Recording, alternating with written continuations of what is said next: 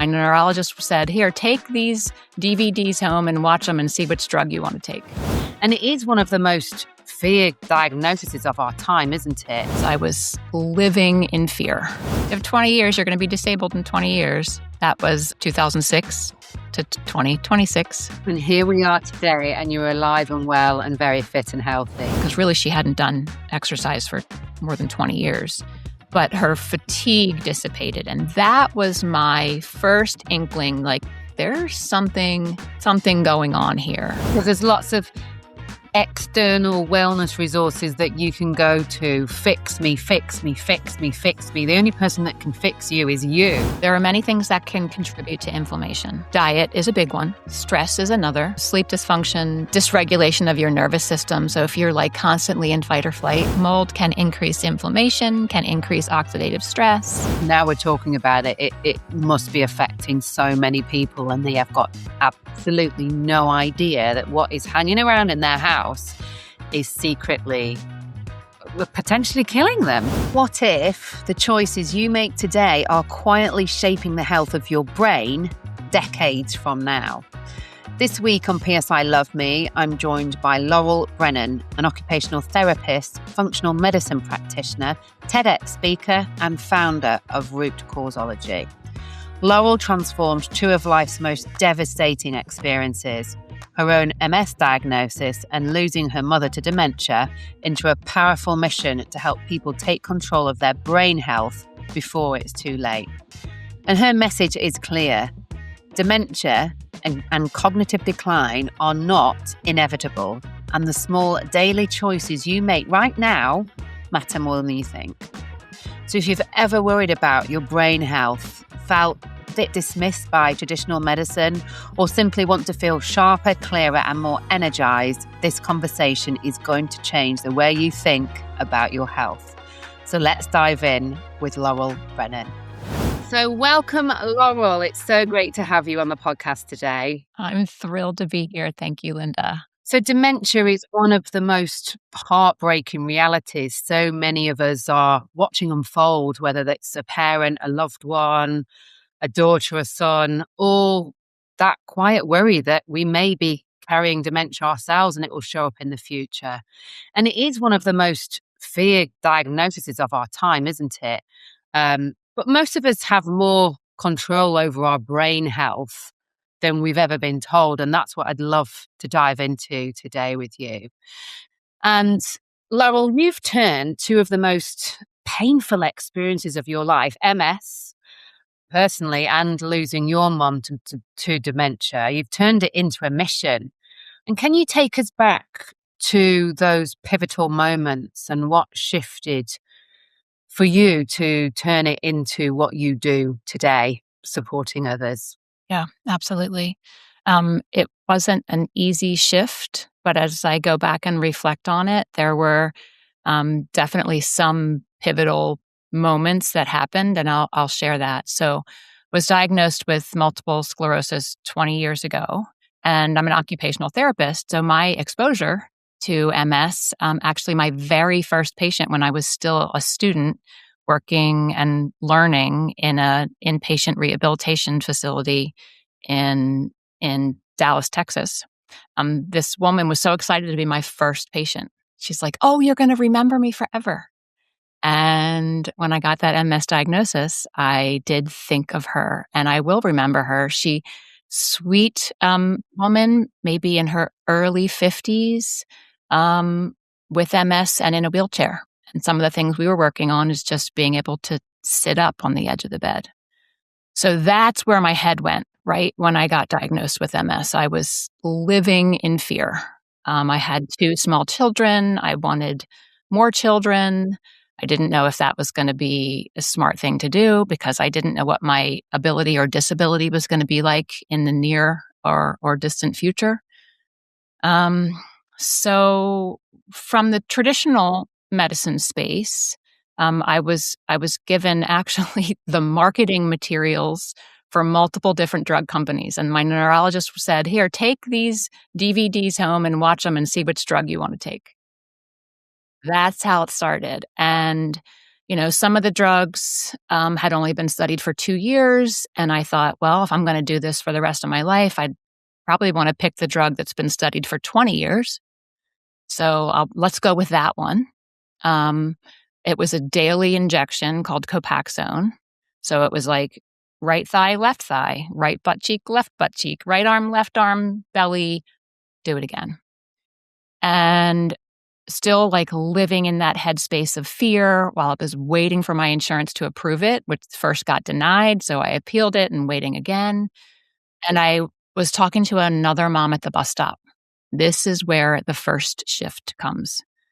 So she says, you know what? I know MS and autism aren't the same, but I have 2 kids with autism who really benefited from this nutritionist. And do you want her number?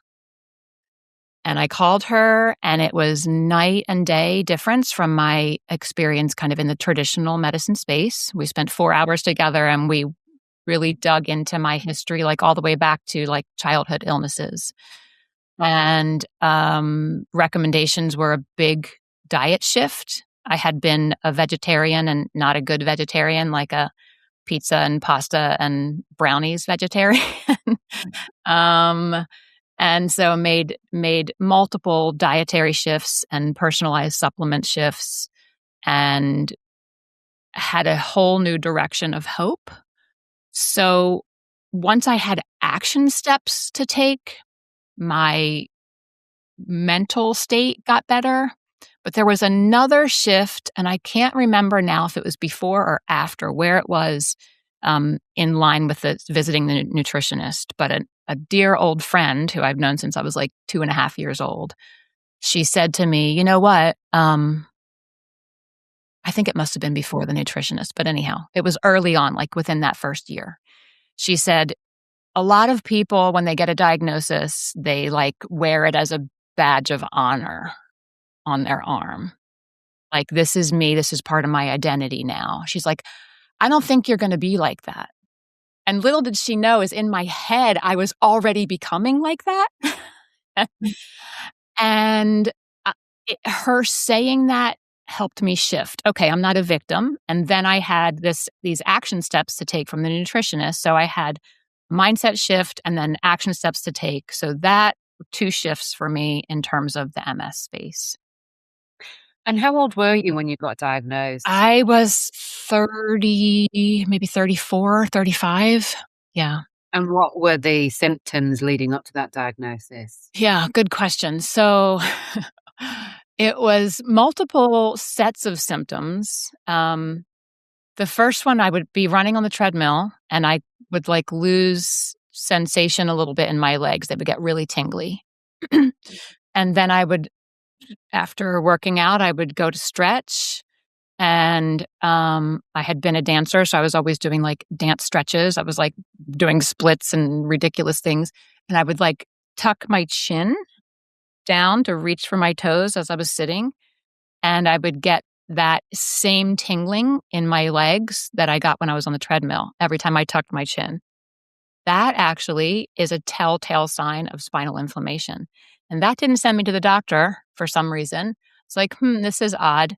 And then I lost a little bit of sensation in half of my torso. So I always hook my bra in the front and then spin it around. I was like, oh, it feels weird on the right half, different than the left half. Kind of another set of panic. But it was actually severe neck pain that sent me to the doctor, which may or may not have been related to the MS, actually. The primary care physician did all like the basic tests. Since I was vegetarian, she looked for B12 deficiency or pernicious anemia, looked for Lyme disease. When they both came back negative, then she sent me to the neurologist.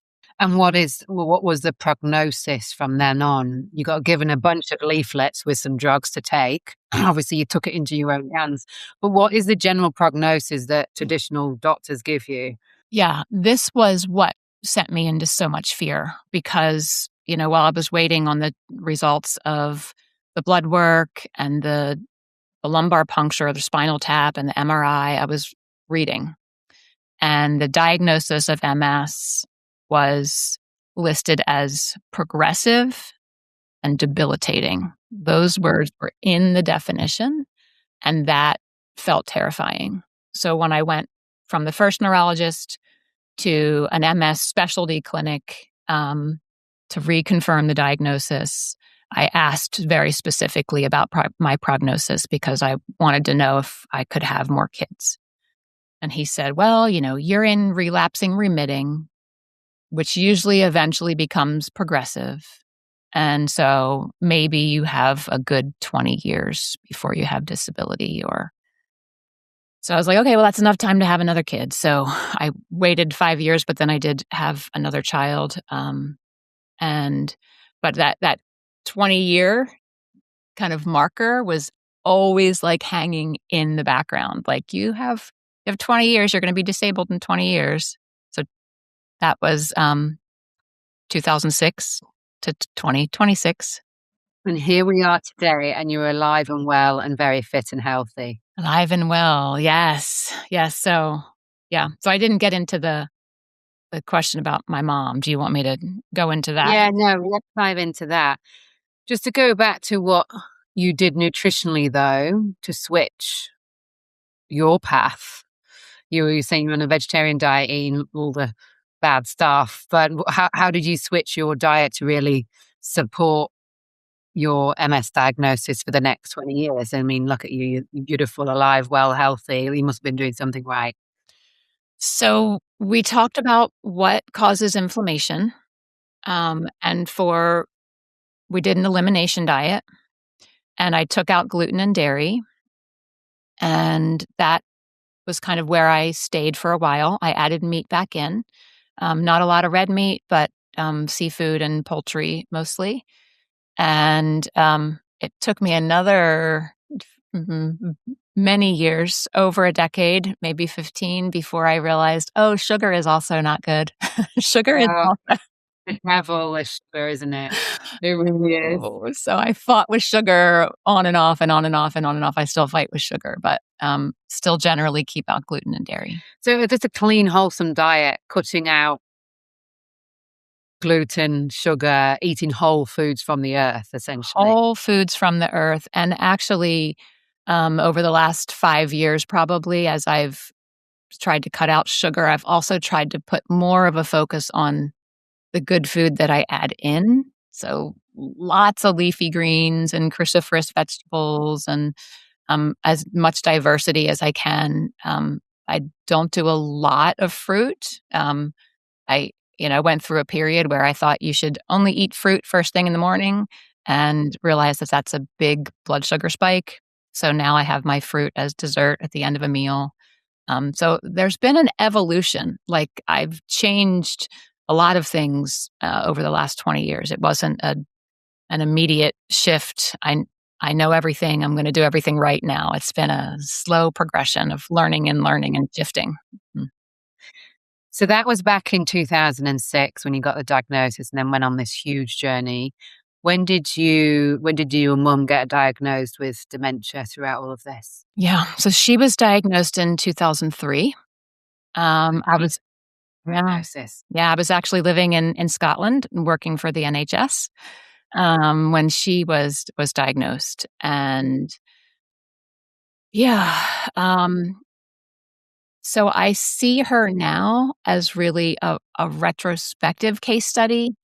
When she was,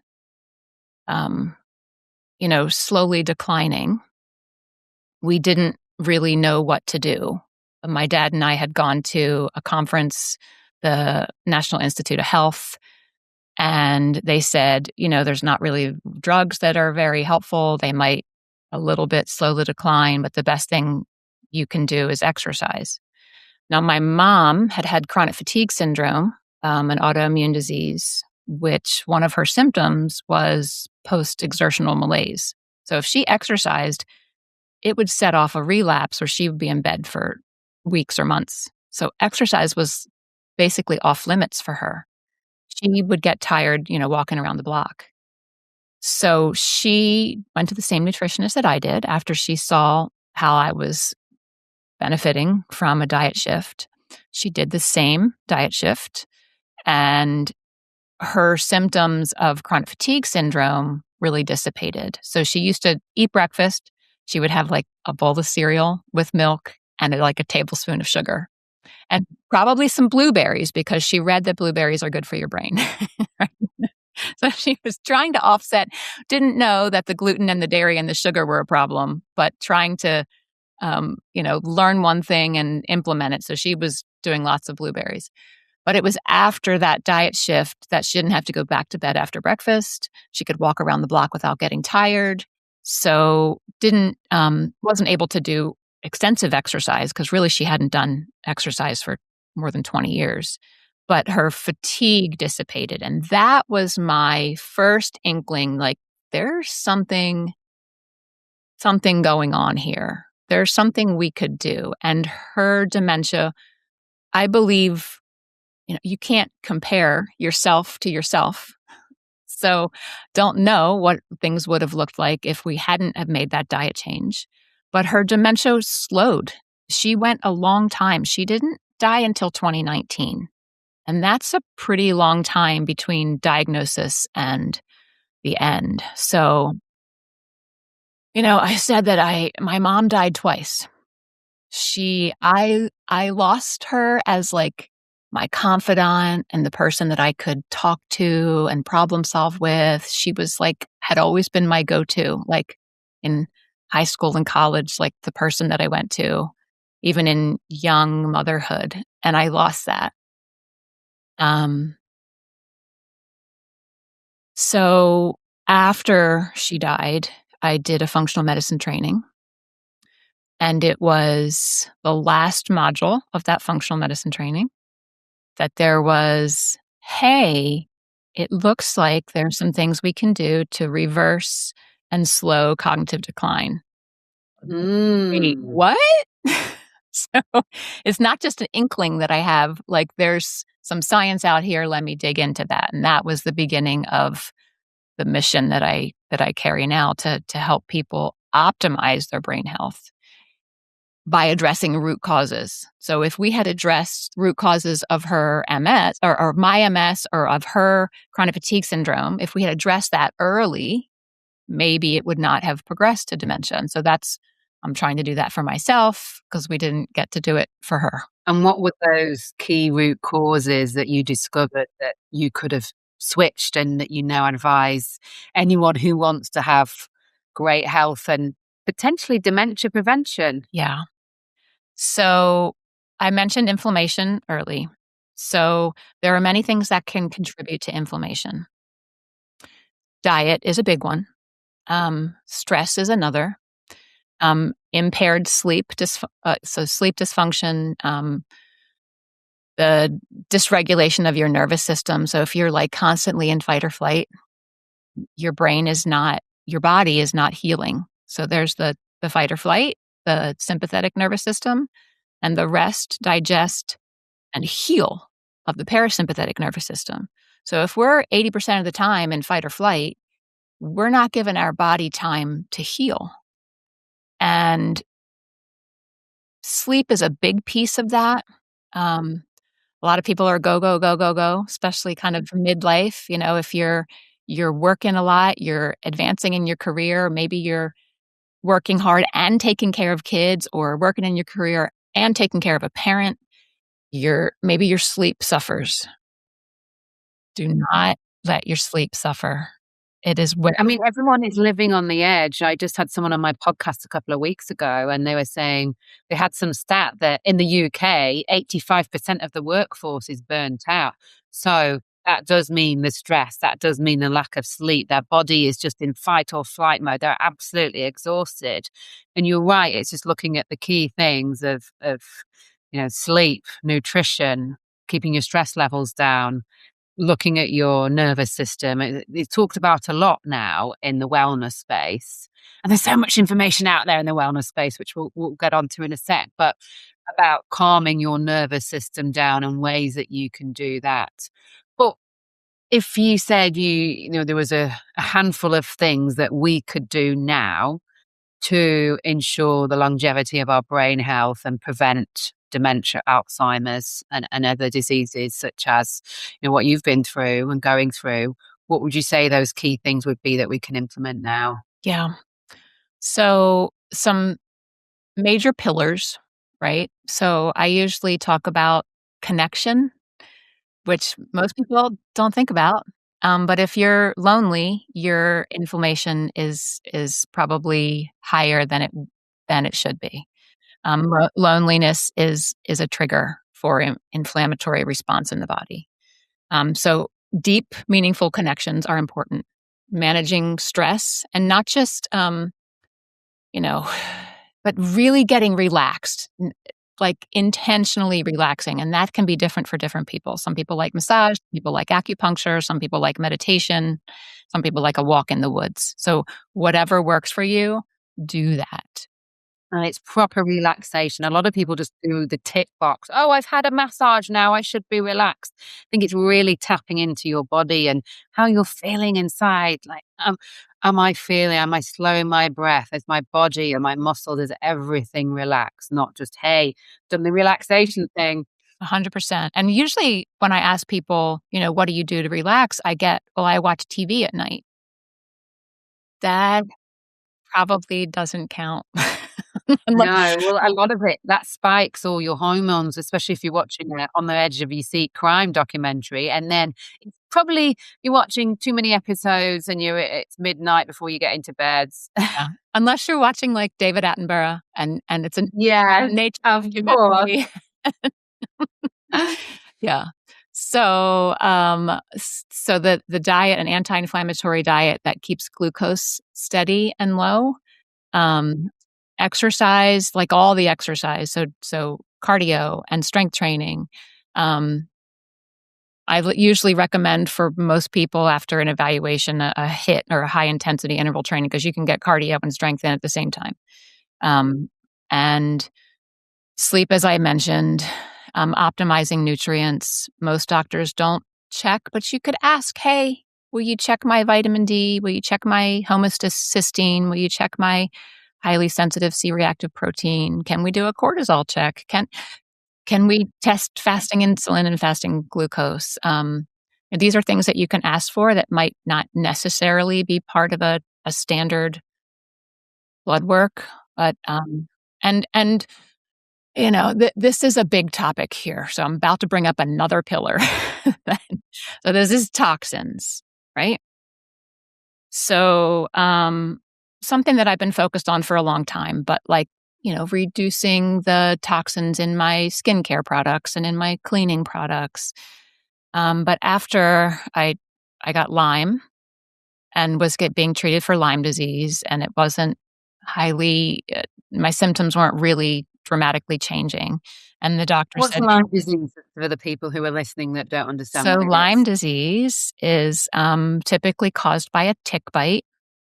So I live on the mid-Atlantic region in the United States, close to Washington, D.C. and Maryland. And Lyme was first identified in Connecticut, which is not too far north. And it was initially thought to be, well, it's centralized, it's localized in this space. Just these few states have Lyme. Now we know that Lyme you can get Lyme in California, you can get Lyme in Europe, you can get Lyme from a tick bite. And so I was getting treatment for Lyme, which was antibiotics at that time. And the doctor asked, could there be environmental exposures from mold that could be contributing to a reduced healing? And I was Oh, like, wow. So mold can affect healing. Mold can increase inflammation, can increase oxidative stress. You're breathing it in, it's microscopic. So that has actually been a big area of concern that I've been dealing with for many, many years now. And so I often bring it up. I used to wait with clients, 3 months, 6 months down the road after we've been working together to bring it up. And now I don't wait. This is like in the first couple weeks, we're going to do a mold test and check your environment because it can be very impactful for people. And mold, let's clarify that even further. Are we talking about damp in an old house? Would that be mold? That would be mold. Yes. So if you smell something, that's active mold. But you don't have to smell something for mold to be an issue. It can be an old water event, and there's no longer dampness in the walls, but the mold is still there. And if you are sensitive, if you are genetically sensitive, or if you have, your threshold is lower because you have other things going on. You have an autoimmune disease, you have high stress, you have a poor diet, then you could be even more impacted by mold. What is confusing for people is that you can have 5 people living in the same house, and one person has depression and anxiety, one person has cognitive decline, one person has like traditional, what you would think of as an allergic response to mold, maybe sinus infections, and one person might not have any issues at all. Yeah, it's wild and so common. I mean, mold and damp, in the UK with all these old houses as well, hundreds of years old. It's a really common thing, and it must be affecting thousands of people when you think about it, and it's totally unchecked. Yes, totally unchecked here too. And some of the inspectors, the mold inspectors, will say that about 70% of the buildings that they go in and check have mold that are of high concern. Wow. That's a lot, and there's just no regulation around it. No, there is more regulation now in the UK coming in, especially landlords who are renting properties out, that there's a threshold in terms of how much damp that is allowed to be have in a household. But my goodness, it's now we're talking about it. It must be affecting so many people, and they have got absolutely no idea that what is hanging around in their house is secretly potentially killing them. Yeah, yeah. And in a recent trial, the Evanthia trial, it's in preprint and going through peer review right now. And they had it was a precision medicine study. So one group got standard of care, so that they took people who had mild cognitive impairment or very early dementia based on a test. One group got standard of care and one group got precision medicine. And they would not accept people into the trial if they were not willing to remediate if mold was found. Because in a previous trial, they found that was an impact that reduced healing and improvement. It's that important. Wow. So how can you check if you've actually got mold in your house without having to go and get some inspect around? Is there any kind of quick and easy test that you can do? Yeah, so I usually recommend a screening test. It's called an ERMI. A company that I work with often is called the dust test. You can order a dust test. You can order an ERMI. They're usually in the US, $200, $300, $400. It's a screening test. You just go around your house and you take like a dust cloth and collect dust and send it off to the lab. It doesn't tell you where the mold is, but it does give you a screening as to is it a problem or is it not a problem? And it's at least brings awareness to the fact that this is important. I need to pay attention. Mm-hmm. Yeah, stage one, because you breathe, no matter what room it's in, you're breathing it in, right? So I think stage one, go and get the ERMI test, see if it's an issue, and then it would be the stage 2, where is it in your house? And then stage 3, get the works done or potentially move home if it's really that bad. Actually, a friend of mine in Australia, her parents have been really unwell because they had terrible damp in their house, had terrible chests and really unwell. And she said it was absolutely incredible after a few weeks of them living with her, how their health improved. I mean, it's wild. Yeah. Yes. And I'm fairly certain that nearly every home I've lived in for the last 20 plus years has been mold. So we're looking at mold, we're looking at sleep, we're looking at making sure our glucose levels are low. How do we do that in a diet? Aside to just removing that horrible white sugar, Obviously eating fruit at the end of the meal and not loading it too much at the beginning of the day. Is there any other ways that we can help our glucose levels throughout the day to keep that moderated? Yeah, absolutely. I often refer people to the glucose goddess. I don't actually remember her. She's a French biochemist.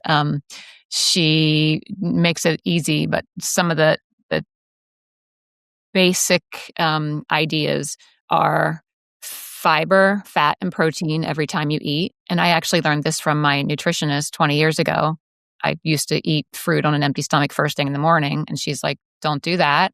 We switched it up to, an egg and a bunch of vegetables. So an omelet full of kale and onions and mushrooms. And that is the first meal of the day. I'll often say to people, actually, the first thing we do in the day maybe should just be a big glass of water instead of a cup of coffee with cream and sugar. Coffee. Yeah. Um, Exactly. so fiber, fat, and protein every time you eat. And if when we're going to have a carb, to have it with those things and at the end of the meal if possible, and then move your body. So if we eat and then sit, our glucose is going to be more likely to spike and stay higher than if we eat and go for a 10-minute walk.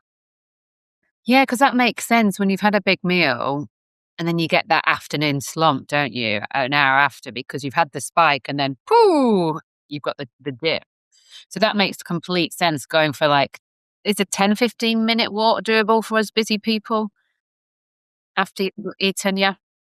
Yeah, a 10-minute walk. And, I have a lot of calls, on Zoom and at the computer. And if there is the opportunity that I can be off camera, I have a yoga mat behind me. I have weights in the corner. So I'll just do, march in place, do some lunges, do some squats with weights, do um, some push-ups, just move your body after eating. And it doesn't have to be, an hour workout, but that your muscles need the glucose. And so they're sucking it out of the bloodstream. And then it's not flowing around and causing problems. It's being utilized by your muscles. Oh, love it. Good tip. Even getting maybe a walking pad underneath your desk, then you could walk and talk, so to speak, at your desk. Little things, tricks like that. Quite a lot of us got the walking pads in COVID or when we're in lockdown, but it's bringing all that good stuff out again. So when you're super busy and we don't always have time for half an hour walk in the middle of the day, just actually getting those muscles activated so the glucose is focused elsewhere in your body. If you love P.S. I Love Me and want to dive in deeper, then join the Evolve Woman, my 8-week online coaching program, which will take you on a transformative journey of self-discovery, fulfillment, and to find the joy and love you so deserve. Check out my Instagram, Lynda Williams Coach, to find out more. One thing I really love to discuss that I picked up on before, which I thought was pretty profound. You were mentioning that loneliness causes inflammation and we're starved of human connection. It really does affect our brain health. And that's what your TEDx actually focused on, wasn't it? It was talked about community actually being a medicine for brain health. Mm-hmm.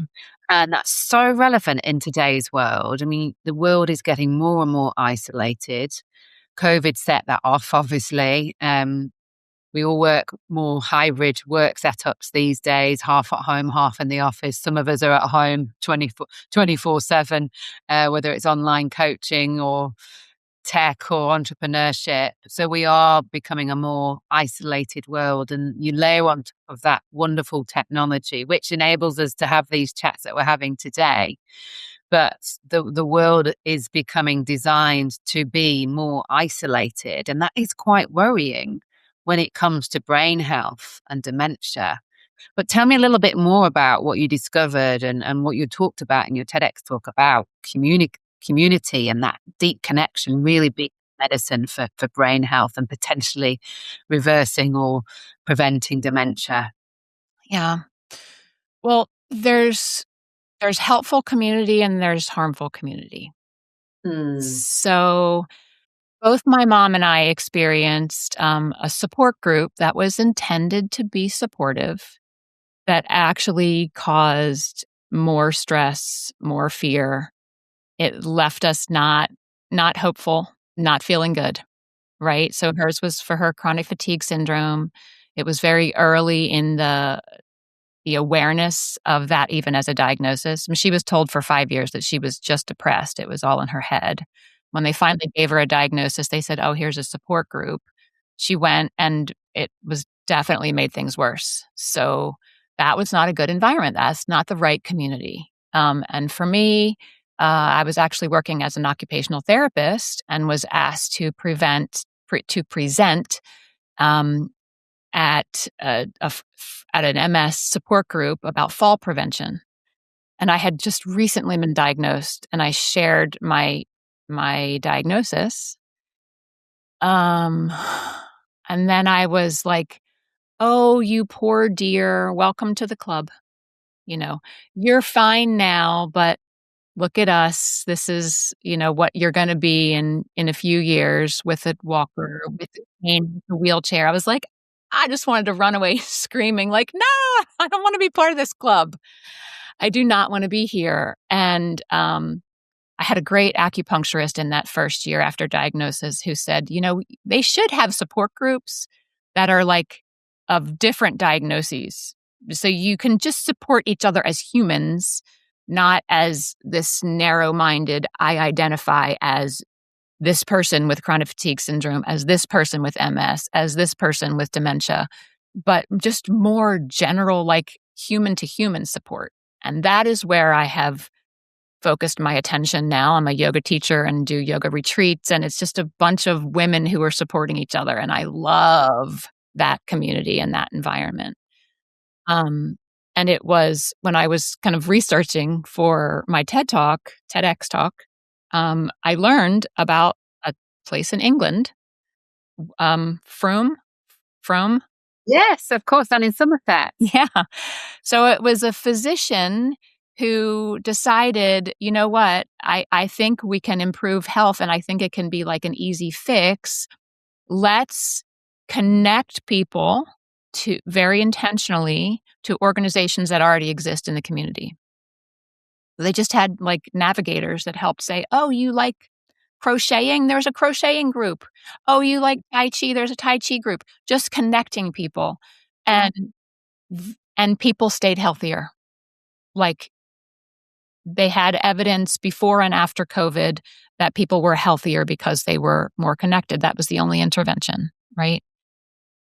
Yeah, it's interesting looking at the blue zones, the famous blue zones study, and they looked at the places in the world that were the healthiest and, had the highest rate of longevity. And it was those places that met up in the evening. They had a really strong sense of community. Yes, they had like more. They had the fat, fiber, protein diet, right? Mediterranean diet, full of good oils, full of good protein, full of plenty of good local vegetables and a bit of fruit.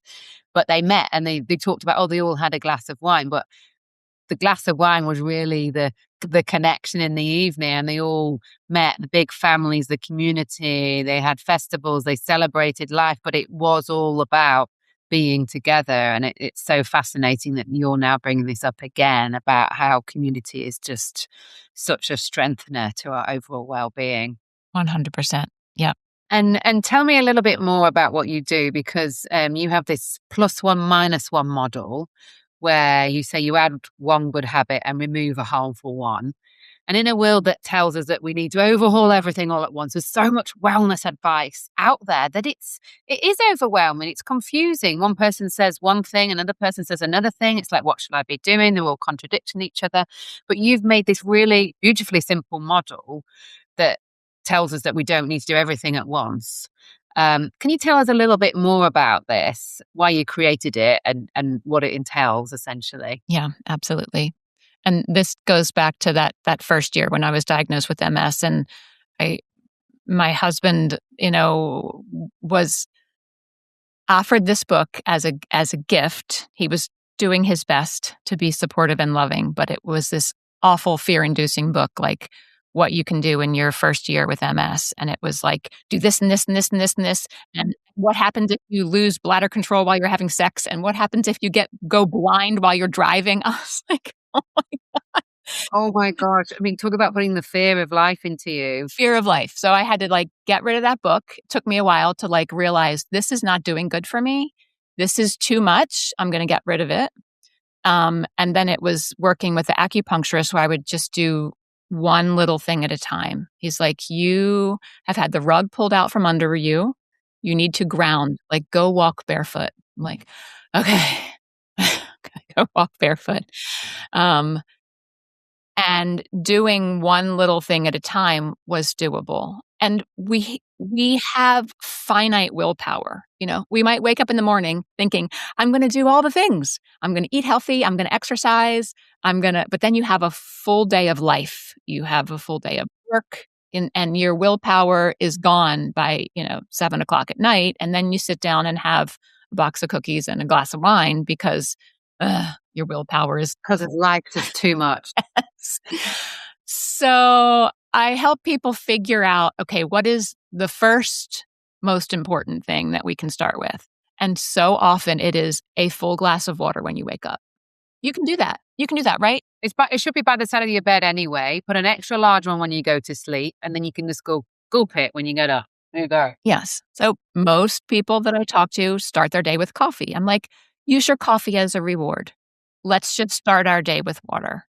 And then when that becomes easy and just part of a habit, then we start to look at the next thing. And some people are like, they do one thing on Monday, on Tuesday, they're ready for the next thing, on Wednesday, they're ready for the next thing. And some people need to take a week or a month to add the plus one, right?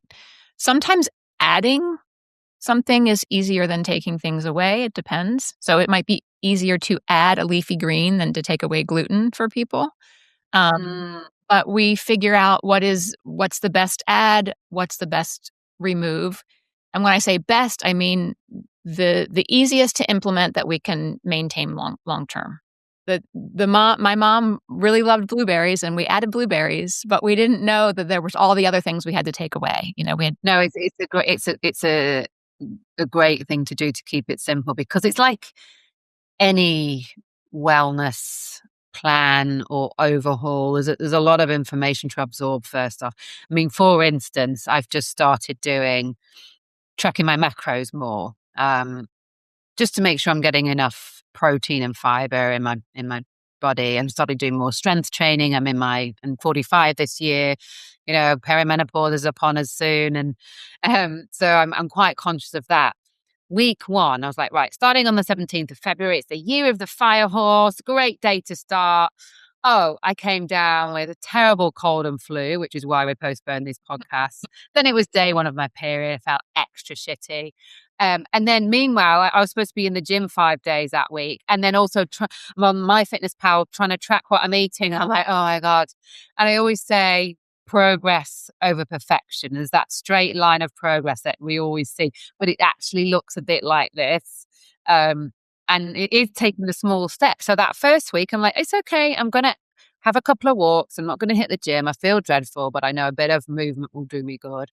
I'm going to be tracking my macros. I'm not going to beat myself up if I don't have the perfect 30% protein, fat, fiber, carbs. I'm just going to do my best. And then the next week, I'll be better at it. But it is those small steps, isn't it? Instead of trying to overhaul everything at once. And by the way, we've all got full-time jobs, or we're mothers or friends or looking after parents at the same time. So it is about putting those little micro steps in to begin with, to build on week after week. Yeah, absolutely. At one of the early retreats I ran, we always have a book aspect to a retreat. So you read a book, and then at one afternoon during the retreat, we're going to have a little book club and talk about it. And we used James Clear's Atomic Habits. He talks about 1% better, then it's compounded interest over time. And what most people don't know about brain health is that brain changes happen 20, maybe more years before symptoms appear. It's really hard. It's possible, as we've seen now with the Avanthia trial, it is possible to reverse decline It is so much easier to start 20, 30 years ahead of time with these +1, -1 habits so that we can prevent what could happen 20, 30 years later. And it's so much easier when we start early because we don't have to do everything all at once. If you go to the doctor who's doing precision medicine to reverse cognitive decline, like you have to do everything like in these 6 months in order to make a dramatic change. But if you start when you're 30, the +1, -1 is easier. So you were saying if you can start earlier on in your 30s to start subtracting and adding all the good stuff, that's when we make the difference in terms of our brain health. But really, it's overall health, because what you're saying about sugar and sleep, even mold, this all relates back to things such as scientists discovering what feeds cancer as well, essentially. So the things that you're suggesting it's an overall health boost and prevention for other diseases, to prevent other diseases that are so common: dementia, cancer, Alzheimer's, MS. Yeah, it goes back to really stripping back what our body needs, what it will be supported by the most, what is going to fuel the engine. It's the old analogy where you talk about putting dirty fuel in an engine, what's going to come out of it, putting clean fuel in an engine, how much better it's going to run, essentially. Yeah, absolutely. Great point. This is not just about brain health. This is overall health. This is but great tips, and you found out all these things personally, with your mom and with yourself. So the proof's in the pudding, so to speak. And so tell me a little bit more about your coaching, what you offer if someone with dementia or they wanted to prevent brain health. What kind of services do you offer and how do you coach them? right. So locally, I work with a few VIP clients who have what's called mild cognitive impairment. So they've been identified with some early decline. But that is like an all hands on deck situation, right? So I have a physician that I work with as well, and we're meeting weekly, and we're doing all the things all at once, right? So that's a small group, and that's local. But what I like to do is offer very similar things, focusing on all of the main pillars with personalization as well for high performing professionals, because they have to be on at work and they're noticing that they're slower to their productivity has decreased, or this, we use the word brain fog, they're just not thinking as clearly, maybe they're forgetting a colleague's name, that someone that they know. I really like to work with people who are highly motivated, and sometimes when they're not really driven, they go really slow and take a really long time, and they might not make as much progress. And I have found that the driven people, usually this is someone who is already in the workforce, and they're a professor, they're a nurse, they're an attorney, they have to get work done. They're like, tell me what to do, let's do it. And we support each other in a community space and do the +1 -1. We do the continuous glucose monitor. We do the ERMI test. We check the micronutrients. So looking particularly at vitamin D and omega-3 fatty acids. We're supporting each other in a community space. So that is a brain health blueprint, we call it. So that is, that can be from anywhere in the world, right? You can have community. It doesn't have to be your next door neighbor. We've built community in other ways, and we also can connect in retreat in person as an option. Yeah, it's incredible. The focus now is getting more to brain health, nervous system health as well. It's not the traditional, hey, drink a green juice, go and do a HIIT workout, X, Y, and Z. I mean, those are always still super important. in terms of what we're consuming in our bodies and food and drink and exercise, but it's getting micro-focused now on things like, brain health, connection, making sure that you have community. Inflammation's a big thing now, what we can do that's de-inflammatory to our body, things like cryotherapy, ice plunges, infrared that really boost mitochondria. All these good things are out in the marketplace now that are really there to stimulate reduce inflammation, but also stimulate cell production and help with I'm getting my tongue twisted now, but help with prevention of serious disease, essentially. Yeah, 100%. So if we wanted to find out more about what you do and get involved in your world, where do we go to? Yeah, so you can find me at RootCauseology.com. So it's RootCause. Sometimes that E gets dropped off. RootCauseology.com. Awesome. And as we wrap up today, most of my listeners are women in their late 30s to early 60s. What's one thing that they can do to support their brain health today? Maybe one thing that they can easily take away and one thing that they can add starting in the next 24 hours. Well, first, I think it's a mindset. So that your brain, your health, it's not fixed. It's not determined by your genetics. We have a lot of power and control. And so being an active participant in your health, you're as the driver of your car, right? You're not a passive passenger. Like having that as a mindset, I think is the biggest takeaway. And that's a very powerful one because there's lots of external wellness resources that you can go to. Fix me, fix me, fix me, fix me. The only person that can fix you is you, because you are absolutely correct. You're the one that's showing up to your appointment, you're coaching, you're doing the work every day, you're taking the supplements, you're reading the right stuff, you're getting the mold check. But that is essentially true. You are in control of your own destiny. And if you put it into someone else's hands and you don't take responsibility, then you're never going to get better. And that's an amazing tip. Absolutely. And so you're the driver of your car. And then also to listen to your intuition.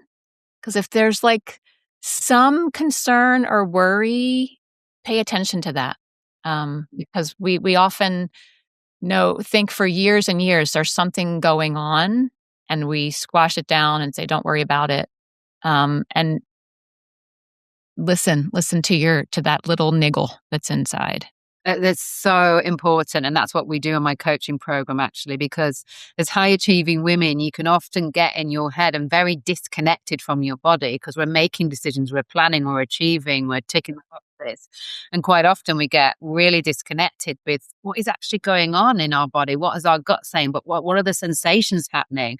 Before you know, you've got, lower back pain or something's not right in your stomach and you've been like pushing it down because life's just too busy. But you're right. It's pay attention to the signs that your body is giving you. Go and get it checked out and do something about it. Yeah. And if you don't like the practitioner in front of you, it's okay to find somebody else. Yes, get a second opinion. Absolutely. Well, Laurel, it was an absolute pleasure to have you on P.S. I Love Me. I'd love talking to you about your experience, your healing journey, and now how you support others in their brain health journey. So thank you so much. And I can't wait to see what's next for you. Yeah. Thank you so much, Lynda, for having me. It's been great to be with you today. Thank you. That's it for today's episode of P.S. I Love Me. I hope you've learned some interesting nuggets to weave into your everyday life to feel a little lighter, brighter, and inspired. Be sure to subscribe, rate, and leave a review. It helps more high-achieving women like yourselves to find us. And don't forget, wherever you are at in life, you are more than enough.